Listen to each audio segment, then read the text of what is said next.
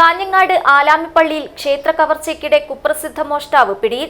രാജരാജേശ്വരി മൂകാംബിക ക്ഷേത്രത്തിൽ ശ്രീകോവിലിന്റെ പൂട്ട് പൊളിക്കുന്നതിനിടെയാണ് കുപ്രസിദ്ധ മോഷ്ടാവ് വളാൽ സ്വദേശി ഹരീഷിനെ നാട്ടുകാർ വളഞ്ഞിട്ട് പിടികൂടിയത്.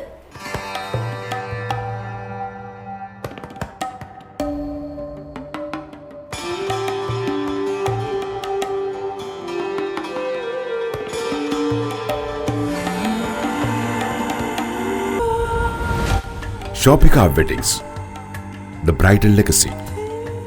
കാഞ്ഞങ്ങാട് ആലാമിപ്പള്ളിയിൽ ക്ഷേത്ര കവർച്ചയ്ക്കിടെ കുപ്രസിദ്ധ മോഷ്ടാവ് പിടിയിൽ.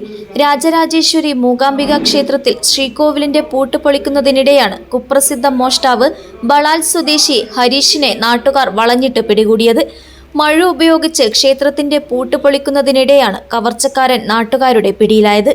പുലർച്ചെ 2 മണിക്കാണ് സംഭവം.